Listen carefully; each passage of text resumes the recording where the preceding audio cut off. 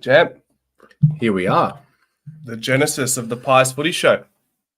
This is it, man. We had to get you in person Had for the to first one. come down. Exciting. So first review for the year. You know, we talked briefly about it on the Pie performance, but today, you know, we really got to deep dive some bigger issues from the game as well. Yeah. I feel like sometimes there's probably not enough time to really hash certain things out when it comes to what we saw from the game and maybe what we want moving forward as well. Like the previews and reviews do that to an extent, but this is a live conversation between you and I and obviously the viewers who will be jumping in and out of the stream. So I think there's some really some key points and look, we're just I guess an FYI for today's show. We're probably going to close this around 5:55. We've got a podcast to attend to in St Kilda, so that will be fun, but we're just going to be really sharp today. So I do apologize if we're not, I guess, maybe touching on all the comments, but we're probably just going to get straight into it. And obviously, if you guys want to watch it back in retrospect, and that always works as well, champs, doesn't it? Yeah, exactly. Right. Do you like watching yourself back in retrospect, brother? Yeah, sometimes always looking to continually improve on what we do. So I think looking back, see what you can improve on, much like the Pies will do during training this week and where they can improve. Yeah. So let's 100%. go. All right, man. Let's deep dive straight into the first topic, and we're going to talk about Collingwood's half-backline, and there's going to be a lot of chatter about the defense today, but we'll start with the front third in the back six, which is your Nobles, your Quaynors, I guess, but more specifically, my issue right now, or Collingwood's issue, is the fact that we don't have this settled, I guess, back six and more specifically the half-back flankers. We got John Noble, who I'll talk about in a moment, but who's doing okay, but he doesn't necessarily have that person to link up with to get the ball out from one end to the other, which we've harped on endlessly. But when you factor in Noble's, I guess, slight decline in performance over the last 5 games, I've just got some stats here I'd like to read out. So between round 6 and 10, Noble was averaging 22 disposals or 22.6 disposals, 4 scoring involvements, which is around the mark when it comes to elite defenders who are able to, I guess, rebound the ball and be a part of some scoring chains. However, in the last 5 rounds, from 11 to 16, Nobles dropped down to 17.6 disposals and 2.6 score involvement. So it's a far cry from where he was standing when he came into the team and he had a chip on his shoulder. Is there anything you've noticed that maybe has changed in John Noble's game when it comes to what we've seen in the last 5 rounds? Yeah, I think it's just efficiency that he runs at. You know, he is turning the ball over a little bit as well, but maybe it's also to do with the way that we're just not playing as daring as we need to be at times. I think sometimes we go a little bit too safe, I should say, and take those long down the lines a little bit too often. We need to start playing the way like we did last year, and you know, in the last quarter where you have guys like Maynard who are willing to take a 50-50 kick into the corridor instead of continuing to go long down the line and start really rebounding and playing a quick game out of the defense. Yep. And Maynard does that so well, and he's always the one willing to take the game on. We saw that on the weekend. We've seen that in weeks gone by.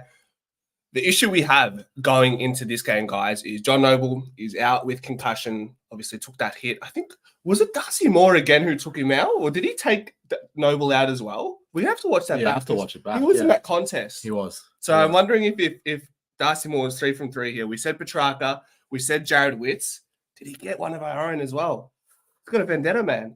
What's going on? The organ taker does what he wants. Yeah. He does what he wants. It's true. It's true. So, yeah, the problem lies in this Friday. Herein lies a problem. We do not have any established runners off half-back flank who can use the ball really well. Noble was that guy to a great extent. Who do we pick? What have you got in mind, brother? Yeah, I think coming into the squad, Harry Demetia would probably be the most obvious choice to come in. He shows a lot of ability to rebound the ball. But watching him in the VFL, he is a guy that is willing to take the game on and hit those 45 kicks into the center. Yep. Especially like Casey Demon's game. He was one of those guys always looking inboard to try slice the game open. So with Noble out, he seems like the logical person to come in and take that spot. Also, if you want to look at IQ, he's going to have to step up to the plate here. If you go back and look at his Oakley Chargers highlights, which I was doing over the weekend since it was his 100th game champ, a lot of his ability to when he got drafted was, he wasn't too bad at intercept marking, which is we know is down, but he's actually really able to attack the game and really thrust the footy forward and use his athleticism and his ability to kick the ball quite well. So I think he needs to step up to the plate as well over the weekend with Harry Demetia coming in and playing his first game for the year. And also, IQ, who has been a little bit quiet, so he really needs to rise to the occasion. Yeah, we've been protecting Isaac Quaynor from a defensive standpoint, but as we always mention, we always like to see bang for buck when it comes to both, I guess, sides of the footy. It's all right. Okay, Quaynor, he's holding his own defensively, not necessarily taking intercept marks that he was last year. Okay, well, if that's the case, then can you, if you're, I guess, almost having less to do on a defensive end, maybe we can ask a little bit more of him offensively. With that Noble, that is an opportunity. I guess outside of your TJs and your Harry Demetiers, you look at what's inside the existing team that can maybe rotate through the middle, through the half-back flank. And I mentioned this before. And we could be looking at a Jack Crisp to return there on some sort of basis. At least I feel that. Last year, he played as a half-back flank for the majority of the season, averaged 21 disposals and 6 scoring involvements per game, which is obviously top shelf for a half-back flanker, which is amongst the likes of your Nick Blakey's, your James Sicily's of this year. So if there's someone we need to, I guess, ask and do a job for us and cover our blemishes in the back line this weekend, maybe it's a Jack Crisp.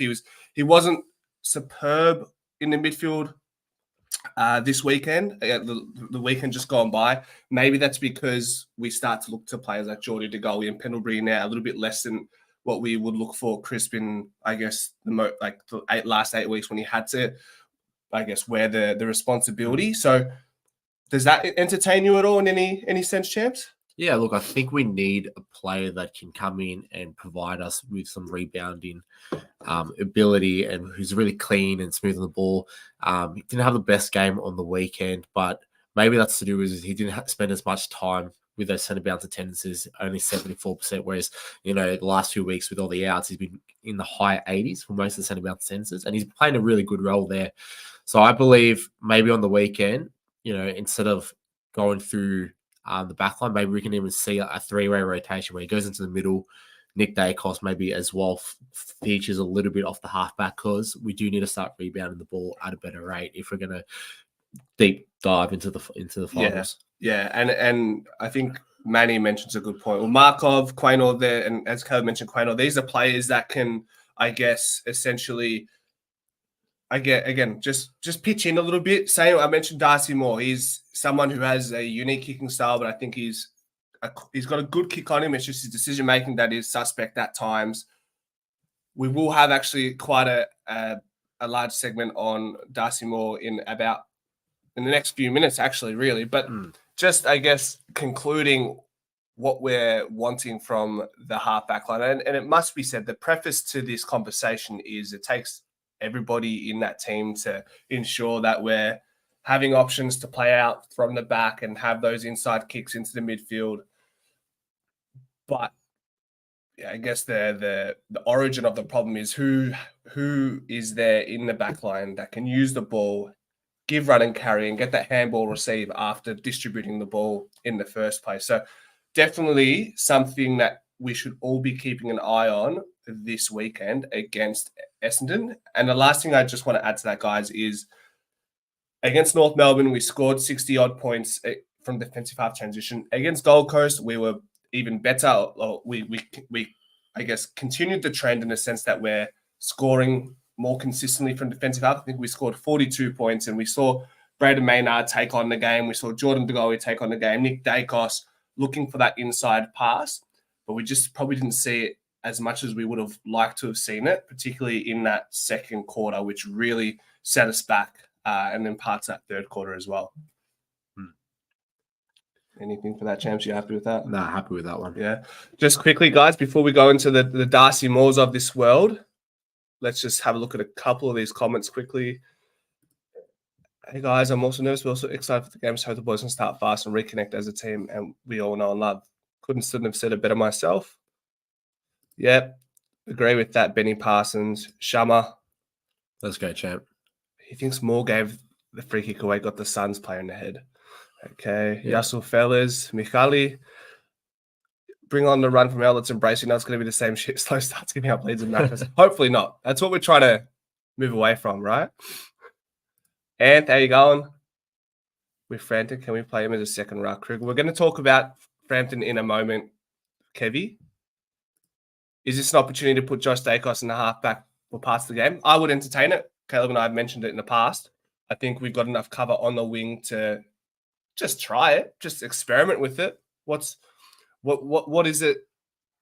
How will it affect us if we start him coming off the halfback flank for a few centre bounces? Anyways, I don't know how much that hurts. It's just a matter of whether he is accustomed to the role well enough.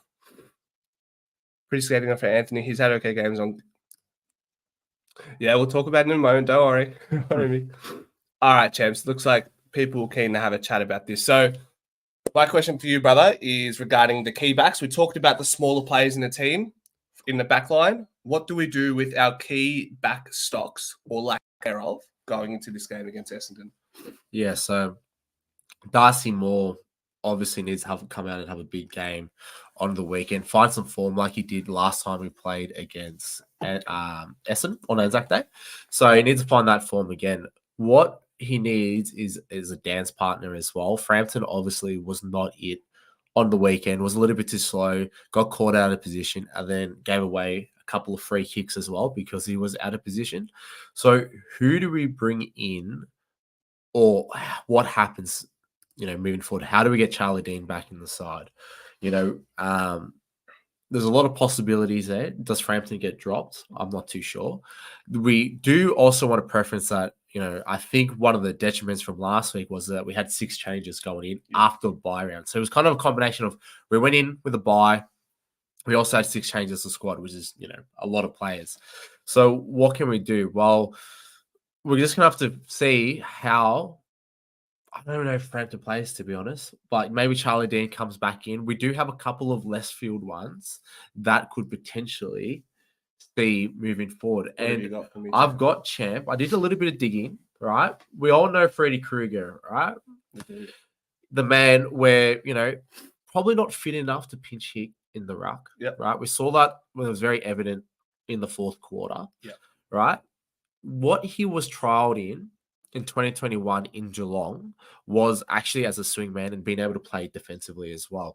And the coaches were actually speaking quite positive of him. They actually liked him because how fast and athletic he was and that he's got that little bit of grunt, right? So they were talking quite highly of him playing in that position.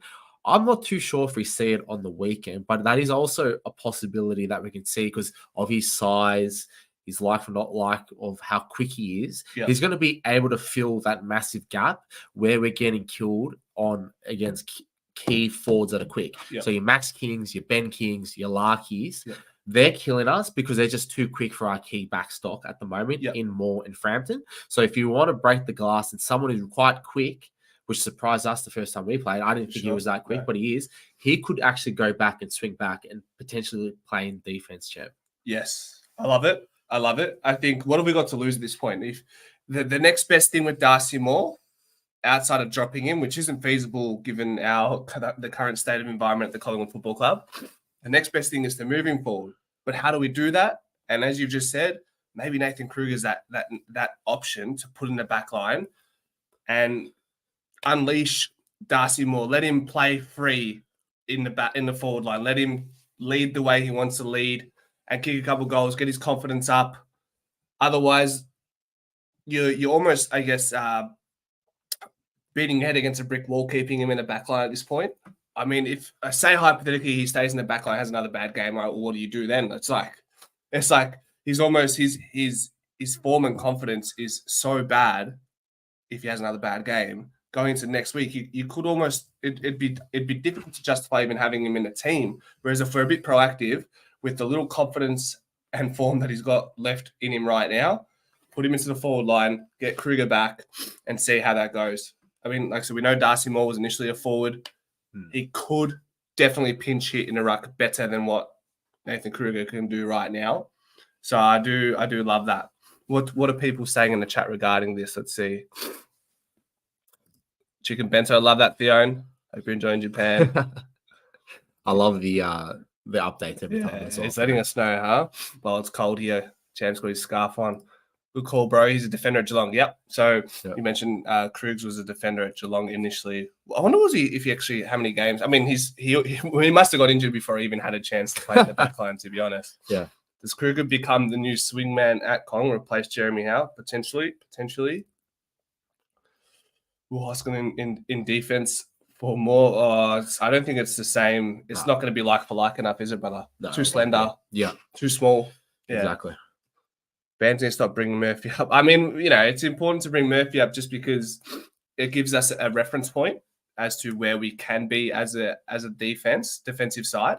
And I just want to mention, I want to add to that conversation about Darcy Moore is I don't know if we necessarily need another key tall like a Billy Frampton next to him. Yeah. Last year, we played with Nathan Murphy and Jeremy Howe as his nearest key talls, and they're both under 6'4". So if Charlie Dean, and I'm not saying Charlie Dean is a Nathan Murphy, but if Charlie Dean can hold his own and say Darcy Moore does, I guess, remain in the back line, maybe it all works out. But it's just a matter of can we get the people around him? Yeah, right? I think one thing, about Nathan Murphy is he can play bigger. And his physicality, his size, and his quickness allowed him to do so. Yeah. So he might not be, 6'8" as like Frampton is, but he was able to play up, much like an IQ who can play tall and play small. Yeah. Nathan Murphy could fill that role, whereas maybe a Frampton can't. So even though he's probably on par size with these guys that he's facing. Yeah, 100%. And I think Paul mentions a good point. We are conceding far too many inside 50s right now, which does put pressure on the defense. So we do preface everything here with the fact that we're not reducing a problem to one isolated region. We are mindful that things happen further up the ground that is also putting an immense amount of pressure on the back line. But you've got to start somewhere, right? You can't just say, oh, well, the problem isn't here, it's because of this. Well, you sort of got to try and address as many problems as possible and where the origin is, of course, as well. Injury updates are in, boys. A small backline. Right. Yeah. Rick, you read that, champs? Yeah, Rick goes, a smaller backline worked last year, but things have changed. We need to bring Josh Dean to bolster our stocks and play Maynard off the halfback. I don't mind Maynard as well, but he does provide us with a lot as like a third kind of tall type of role. But yeah, that is also a possibility as well. Bringing someone like Dean Moore and I don't know Frampton or Krugs back, like we are suggesting. Yeah. Yes, sir. Do I notice a fresh haircut there, brother? Yeah, the so-called mullet is all gone. I've returned to, I guess, normalities. So this is what we're typically accustomed to. So I appreciate. I think Benny Parsons noticed it earlier as well. So yeah.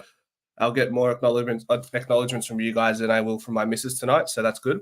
Anyhow, I heard someone will play their first game against Essendon. Who is it? I'm not sure what your resources are, but we'd like to think Harry Demeter gets his AFL debut opportunity, right?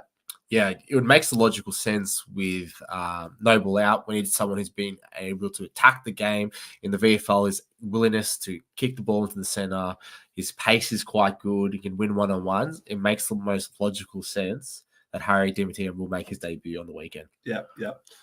Melissa, we need Josh Battle from the Saints, a good tall defender. I think that this is a developing conversation revolving around free agency and the need. Everyone maybe 6 weeks ago was talking about we need a key sized forward. Now I'd rather we elect to opt in for a key sized defender, whether that's Tom Barrass, who would be my number one preference.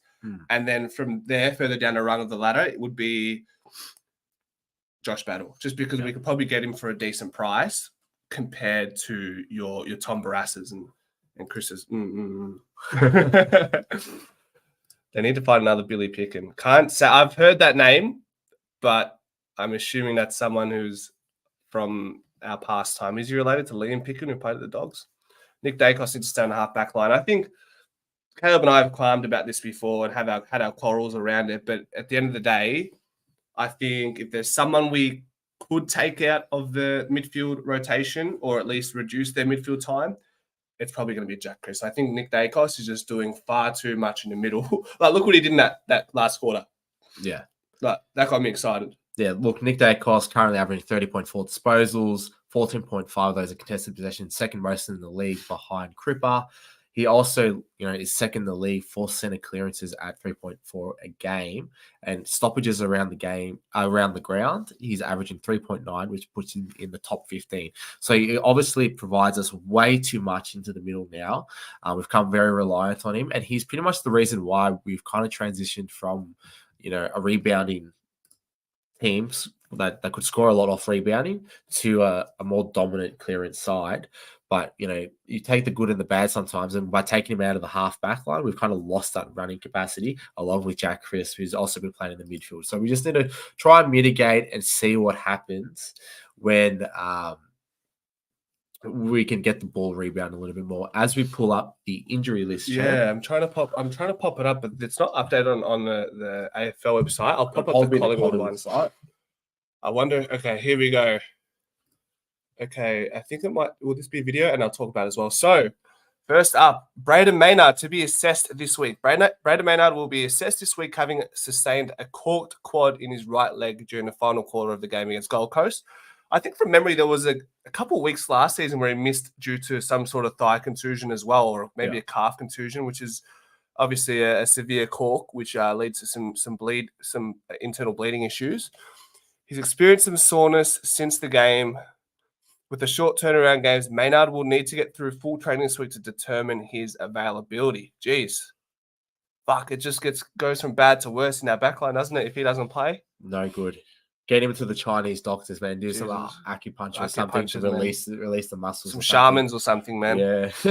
Josh Dacos, brother? What are they saying about Joshy? Well, Josh Dacos apparently got a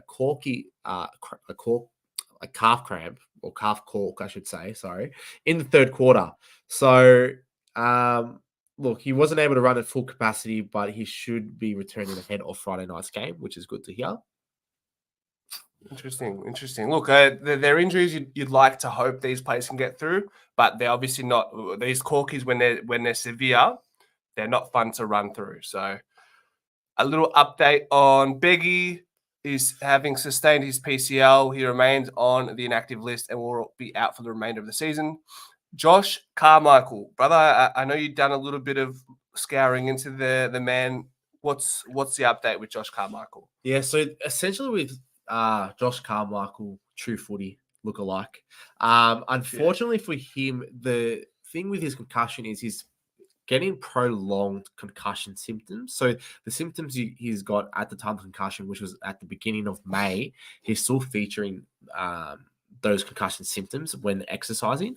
So essentially he's gone off to look at, get assessed by an independent concussion panel, and then they'll make an assessment there. So that's much similar to Murphy, where he had to get assessed by an independent panel. So if that is the case, it is probably not looking too good for Carmichael, unfortunately, but time will tell. It'll be a pity, though. It will be a pity, and I think even Brayshaw and O'Driscoll had similar discussions with that independent panel. So usually when they go there, it's not a good sign. Yeah. I think this is like Carmichael's third concussion in 9 months, and that May one was the cherry on top. So we'll see. It's unfortunate, but I guess that comes with the game that we play and that we love. So that's what that is.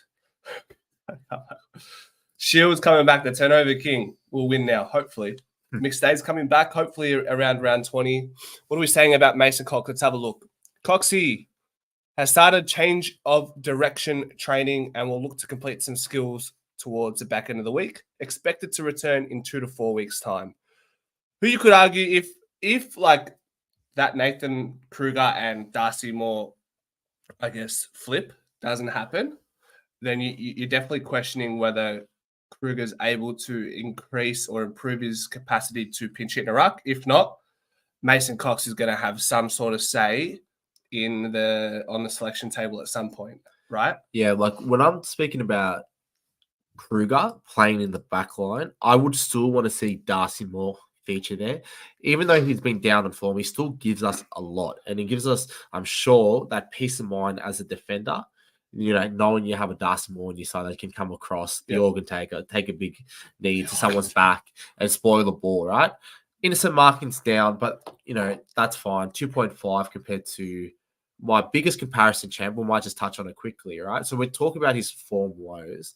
He's averaging 8.4 spoils currently, which is a career high for him, right? So we saw in the first quarter against the Suns, he's double fisting the ball. Maybe in the past, he's taking those, right? In comparison, though, his second career high for spoils was that 22 season where he averaged 7.3 spoils a game and was still able to get 3 intercept marks a game. So he does have the ability to do that. Just needs to find some more, I guess, belief where he doesn't double fist the ball and just, starts taking those clangers again. So my preference, champ, would be Darcy Moore in the back line still. Kruger, who's been tested at Geelong. They said he was quite good there, athletic, aggressive, can take a specky. Oh, you want to pair him along with him? Pair him along, and then that's where you get Frampton out of the side. Fucking off. Or maybe he goes back in the forward line and rucks, gives us fucking nothing. I'd hope not. But, some of the Flyers' decisions recently has been a little bit questionable with the panel. So, that's how I'd like it. I'd like a Kruger more back line with maybe Charlie Dean as well, somehow fitting into that. Yeah, Kruger. But then Jeremy Howe then maybe has an opportunity to play forward then. Yeah. On a full-time basis. Yeah. If your Krugers, your Moores, and your Dean, that would allow Jeremy Howe to play with like your Myercheck and your McStay. So that would be an interesting and the picture. Perfect thing is about a swing roll is Kruger can, go back into the back line. Yeah. And Howe can swing forward. And if it doesn't work, they can always switch back. Yeah. Exactly. Change it back, Chip. We've seen that with Billy Frampton and Jeremy Howe in that North Melbourne game. So it's not all doom and gloom if you get it wrong at the selection table, because the adjustments can be made in the game as seen fit. So Jamie Elliott continued to progress through with his vascular issue. The forward has entered the second week of his mini preseason, which has seen him return to team skills training. The 31-year-old will look to return to contact training next week, expected to play within 2 to 4 weeks, hoping that's close to the 2-week mark, right? Yeah, we need him back out there, but 100%. Who knows? But Bo... Jesus. Okay. Yeah, so Bo Mercury is set to spend some time on the sidelines after sustaining a soulless calf injury during Saturday's game against the Gold Coast Suns. Mercury has sustained the injury during a tackle and tried to run out the game, but was unable to do so. He is expected to come back, boys and girls, 4 to 6 weeks, which, kind of is on par with a calf injury or soft ligament injury. But yeah, definitely not what we need going into the finals. But then it could bring some guys like Joe Richard, give him the opportunity to really cement that spot and make it hard for Bo to come back in. Yep. Calf, soleus. Soleus absorbs the most amount of pressure when your foot hits the ground. So that's quite a significant calf injury, unfortunately. Dan McStay, tracking well from his ACL. He's only 28. Did you know that? No, I didn't know that. No. Does McStay turn 29 this year? That's my question. Classic. 1 second, guys. Why don't I pull it up and you keep him entertained? All right. So, 28-year-old has been able to complete high-end footy work under no restrictions. He'll continue to focus on building his load and skills. McStay will need to complete a block of work during full team training over the next few weeks before he returns to the field. Very good. Very good.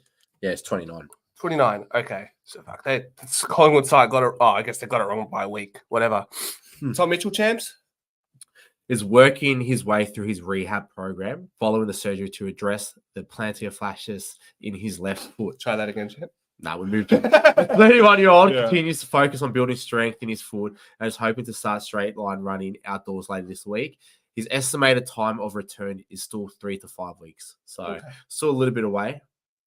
And then we go into John Noble, obviously copped a head knock on the weekend and is set to return after the concussion protocols in round 18 against Geelong. Interesting. So that's the concussion, the organ taker, and maybe the concussion taker now, Mr. Darcy Moore. Will Parker, who had a slight meniscus tear in his knee, is expected to return within 3 to 5 weeks. So that'll probably be the end of him for this year, I think. Jacob Ryan is experiencing calf awareness. Oscar Steen is still out and expected to return within 4 to 6 weeks. So the overarching ones out of that, champs, your Bo McCreary, 4 to 6 weeks. Jamie Elliott's 2 to 4 away. Josh Carmichael, TBC. Josh Dacos, Cork. Brad Maynard, Cork. Hopefully they make it to the starting line in a must-win game against the Bombers on Friday night, which we'll be doing a pre-game show, watch-along, and a post-game show. And a positive post-game show because we're going to fucking win. 100%. All right. I've got a question to you, champs, and maybe I'll give you some context, right? And this was a conversation that the couch panel had on the couch panel. So you're Jonathan Brown, I think it was Jordan Lewis and Gary Lyon. They talked about, and I actually did not listen to it. I just saw the question, and without actually listening to what they had to say, I just wanted to bring it onto the show here and ask you first and foremost: has Collingwood lost their aura? What do I mean by aura? I say, I'm not gonna give you any context. When I say and ask you, champs, has Collingwood lost their aura? What does that mean to you? Yeah, my first thought is our ability to come back and win those close games. We've had we had 2 draws this year. Obviously, couldn't get the comeback on Gold Coast, but also our aura in playing, I would say to some extent, exciting footy in the terms of how quick we move the ball. That was kind of like what made us, what I found was really exciting last year, was our ability to just transition the ball and just look dangerous and exciting and slice through. Nick Dacos slicing through, the boys just taking it on. I think we've lost that a little bit, which was evident, in the at least first 3 quarters of the weekend, just getting stuck going long down the line, which we talked about in the pilot performance, we talked about in the post game. That little bit of dare, I think we've lost that a little bit. And obviously, a couple comeback wins as well that we haven't been able to get over the line. But I think it's that part where that ability to transition the ball and run. Obviously, you got to keep in mind that we've had a lot of injuries, and that can, play a lot of to do with that as well. But that's how I interpreted the question. Yeah. What was your thoughts? I think you hit the nail with a lot of that. Obviously, the one that the part you mentioned that I guess resonate with is the force field that was around the black and white in transition. It just felt like there was that aura. It was a big fucking shield around us, and nobody could touch us going through that middle section. And that's what made us look so superior compared to other teams last year. We have lost that. We've picked it up in the last 2 weeks, which is great. So that's probably one part of the aura that we've definitely lost. When I say what is aura, that's probably the right answer. When I say who is aura, for me, on an individual level, we've still got players that just fucking reek of aura. Like you got Jordan De Goey, you saw him on the weekend. Fuck me, he runs around with a big fucking light, like an angel light or a halo over the top of his head. And you got Nick Dacos as well, who has that exact same aura, if not more. So I think on an individual level, we have not lost that. However, that confidence and that solace in knowing that when that ball was moving from one side to the other last year, you would be comfortable knowing that that ball was going to get to the end with a scoring result. We've lost that. Hopefully we are recapturing that, but it's not going to be any easier with the ass that we may have on Friday night. What are we saying, guys, here regarding that aura question? Did you guys have a similar thoughts? Gamer Boy, how you going, mate? Playing my DS. That's awesome. Nintendo DS. What are you playing? AFL 24? DS, huh? Probably Nintendo Dogs or something. Yeah. Huh? I feel like the boys have been humbled, but still think teams see Collingwood as a target, so don't think they've lost their aura. Yeah, I'm sure teams are not going to take Collingwood lightly. Like, yeah, we've fallen short of the mark when it comes to some of those comebacks. But I mean, mate, we came back 54 points down. Yeah.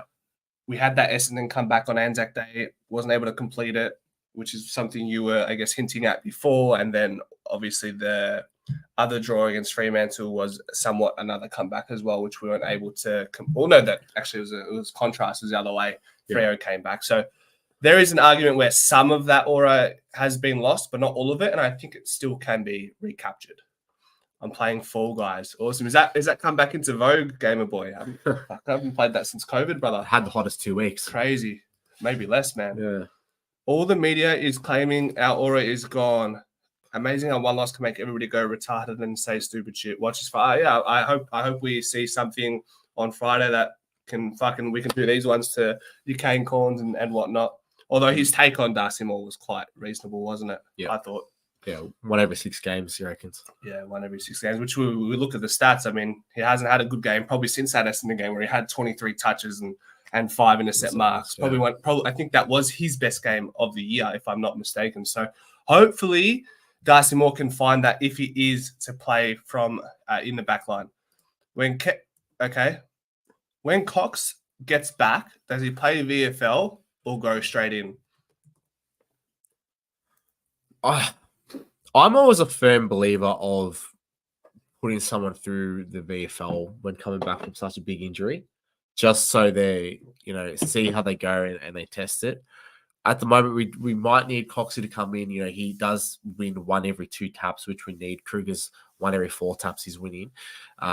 So we do need someone to come in and pinch hit and play that secondary ruckman role to Darcy Cameron, who's having an amazing year.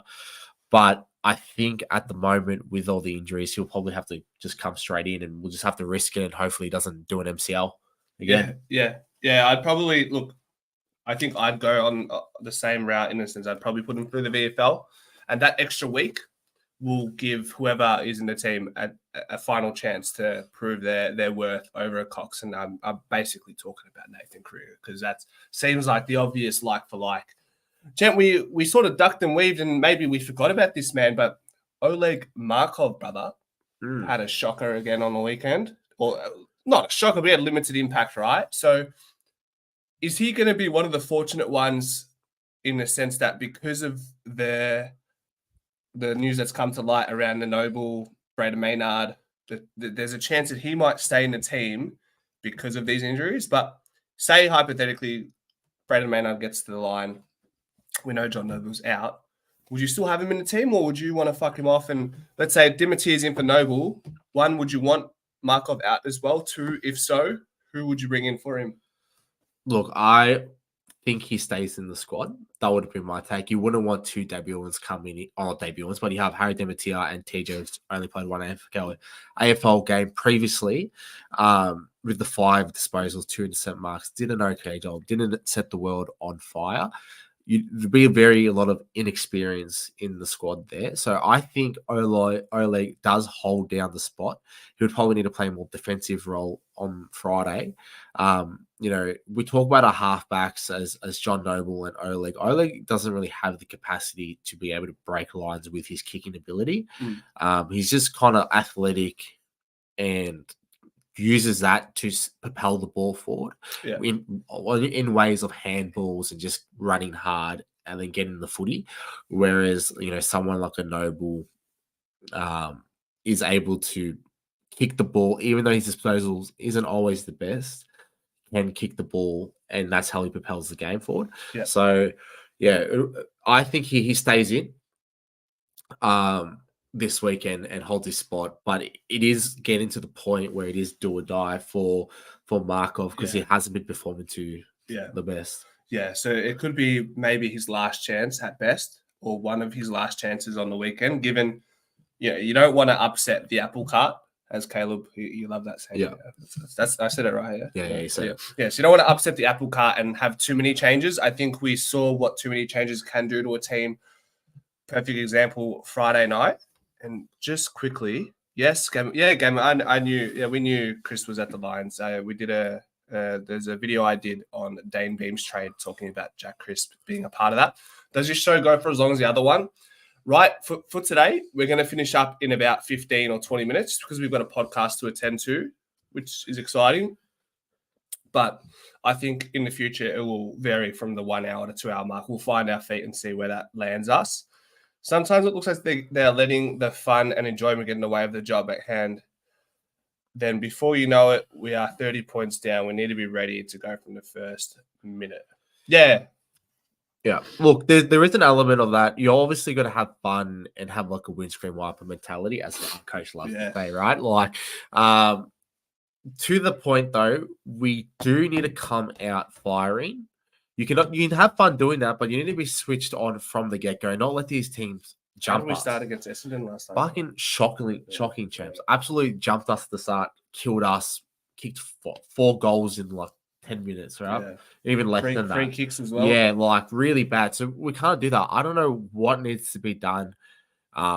We heard Fly in the press is saying he's not going to be able to stand for us, starting slow and trying to leaning into the comeback kings type situation. Yeah.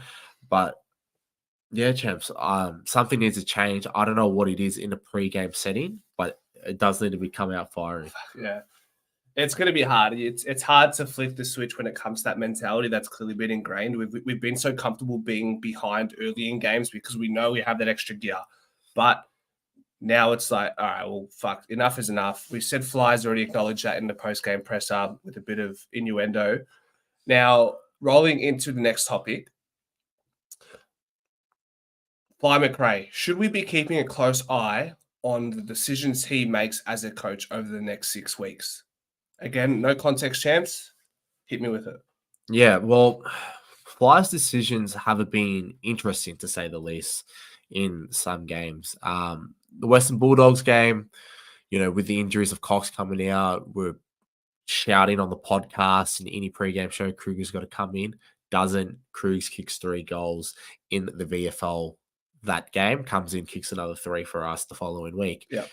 So that was a bit of an interesting one, right? Because we kind of got stuck. We thought he was going to come in. On the weekend as well, Sullivan ended up playing only 22% centre bounce sentences. He normally averages about 30-something% when he's in there.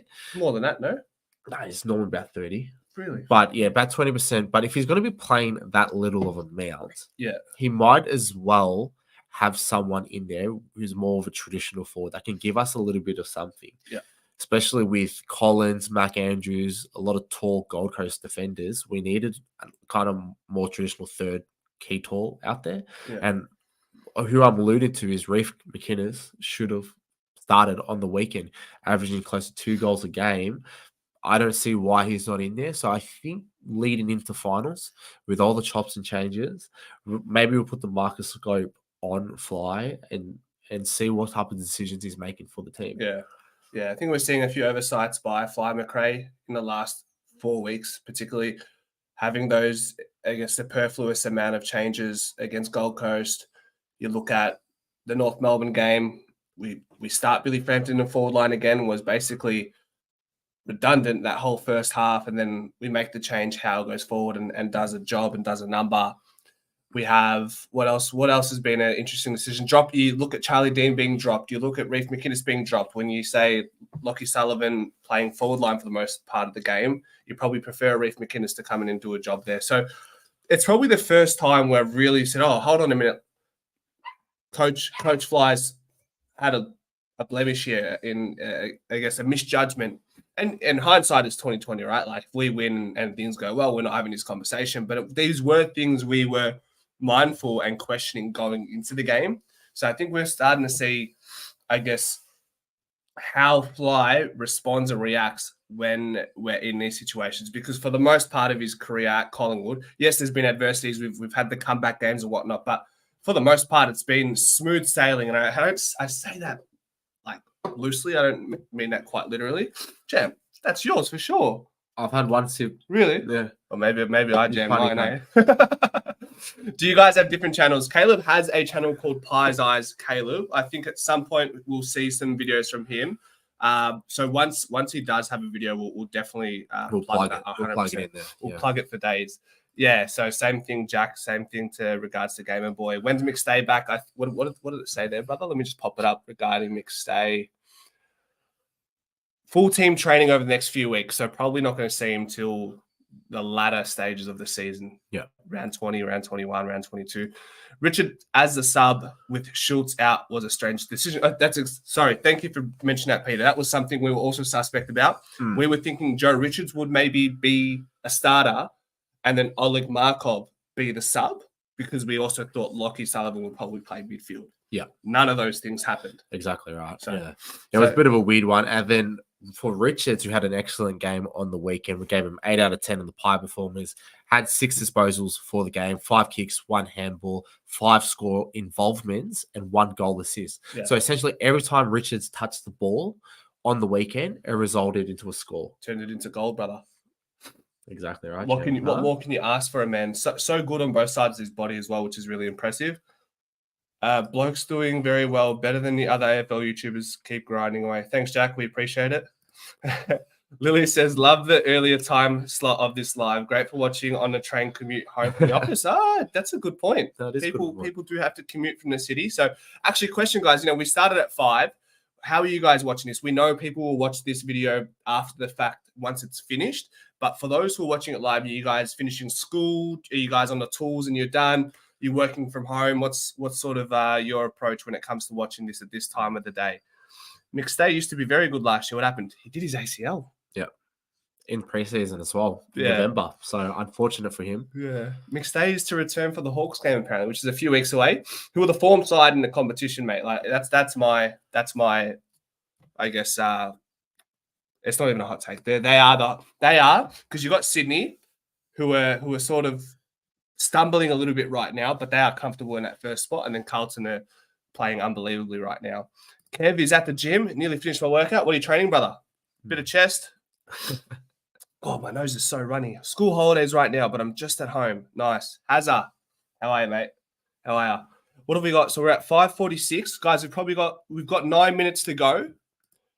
If you guys want to talk about anything, okay? Yes. So we're going to be on the Fancast podcast, and that is run by Joe, who's an Essendon supporter, from what I've seen. So it'll be interesting to have a conversation and maybe talk a little bit more about the game on Friday from his perspective. Will be interesting from an opposition point of view. We won't be throwing hands. Unless it comes to that. No hands will be thrown. No hands will be thrown. Let's see. Would you play... Okay, question for you, Chance. Would you play McStay straight back in the seniors or give him a game in the VFL? Coming back from an ACL, I'm still a strong believer of always trying to push someone back through your reserve squad side.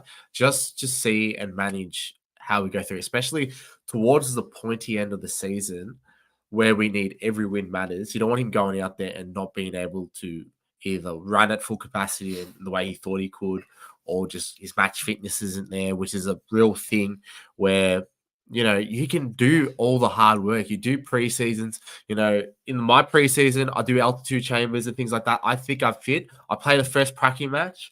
I'm cooked. Yeah. Cactus. Done. Right? So I reckon I'm always a firm believer of going through the VFL, especially off big injuries like an ACL. Yeah. Yeah, at least put, I think a lot of, highly renowned players that do roll through the VFL of coming back from a big injury, usually from that layoff, they will typically play even just a half of a game of VFL just to tick the boxes, get the confidence back up. It would be an incredible ask to get McStay into the first team on his first game back. I think that's an unrealistic ask for him and on his body. So long story short, play him in the VFL, maybe a half, maybe a little bit more, but definitely not an AFL to start off with. James is having a Bike Cold beer. Bike Cold, is that a brand? Because I'm not too sure. Maybe James VB is having a VB, brother. And listen to Pies talk. Good night. Cardio today, Tuesdays, my cardio sessions, very nice. Eating Craig, the man. Catch you when I can. How are you, mate? Hope you're well. Go away, Joe. Your team are a bunch of drug cheats. There you go. That's in the past. It's in the past. Moving on. Reformed. Hey, your boys will kick my ass here. I reckon Joe's got something up his sleeve. I play him in a game in the VFL. Yep. I just had my wisdom teeth removed. So this discussion is okay. Oh, very nice. Nice. I imagine your gum would still be numb, right? Hey, Joe, remember when Sam Mitchell's sledge on field in 20 against Bones played? Did the syringe gesture? Fuck shit. Easy, Jackie. Lucky we ain't a selector. Eating a HSP right now. Very good. Very good. When was the last time you had a HSP, brother? A while. Yeah. A while. Yeah. Probably a drunk night after the footy club last year. Fair enough. Yeah. Is there anything you want to touch on, champs, before we shoot across to Fancast podcast? Good question. So we're at the 50-minute mark. I think we've ticked a lot of boxes. Like considering the decision to get this show going only happened yesterday, we've managed to come up with some decent talking points. Peter's got one for us to finish the stream. Who comes in if Maynard and Jacos is out? Okay, I'll talk about Maynard. You can talk about Jacos. Yep. So if Maynard is out, we're cooked. Okay. Yeah. Charlie Dean, obviously, is probably like for like. Yep. Josh Jacos being the winger, brother. What do you want? I just want to double check if he's not injured. Is Oscar Allen injured? Ed Allen? No, Ed Allen. He'll be then I think Ed Allen would have to come back into the squad. He played in the wing position earlier on the year. Dude, I really love him. Not really. But I think he would have to come in and play on the wing, unless I'm forgetting someone. Baital's been doing well. He's been doing Baital could come in. I'd obviously like to see Lipper then just roll into the half forward role. Yeah. Not half forward, straight into the wing. Yes. Because he's been saying the half forward, so have Lipper on the wing, and go from there, champs. Joe Richard to the half forward. Yeah, I was going to say, you don't with Josh Jacos coming in, you don't necessarily have to replace him with a like for like because we have depth in that wing position. Before you two go, what is your favorite Collingwood goal of all time? Oh, you're pushing my knowledge, my memory. Off the top of my head, I remember that game-winning goal that John Anthony kicked against Adelaide in an elimination final, which was late in the game. I don't know why that springs to mind, but I remember that being a very clutch goal for Collingwood. Is there anything that springs to your mind, brother? Left field one? Kind of left field, but not in particularly one goal. But I always love going back and watching a Sav Rocker goal. Yeah. Or an Anthony Rocker. Just the way they could just get the ball Jack Anthony 75 meters out and just punt that thing like it was nothing. Yeah. I think any of those ones were always, as your brother's grilling you in the chat, but those are one of the goals I was look back on with. Chris is like a Collingwood computing system. He's just got all the data there, man. It's a little bit of autism, man. Yeah. This man can also quote just movie quotes all day, every day. I'm telling you, this man falls asleep to anything and everything Collingwood related. And then obviously the movie quotes is the same thing. He just falls asleep to horror movies and fucking just recollects and assimilates all those quotes. Downloads, man. He downloads. Overnight, he's downloading, brother. He's plugged in. Anyways, promise very last one. How's Finn going in the VFL? He actually had a couple goals. I had a goal and 30-odd touches. Played really well. Was one of the top 3 players for Collingwood in the VFL, but probably going to see it a little bit more. I think I was hoping if he goes back to the VFL, and I didn't get to watch, we haven't had a chance to watch him play in the VFL, but I want to see Finn have more composure in and amongst the contest and not just hack the ball forward. So before he's able to tick that, I don't want to see him back in the team until then. Yep. Okay. Yep. Pendles and Dacos combined for an amazing goal last year against Port Adelaide. I remember that one, Joey. That's a good one. All right, guys, we're going to go meet up with Joe at the St Kilda Sports Club and go do this podcast, which we're looking forward to. So we'll see you, Joe, very soon. Take care, guys, and thanks for sticking around.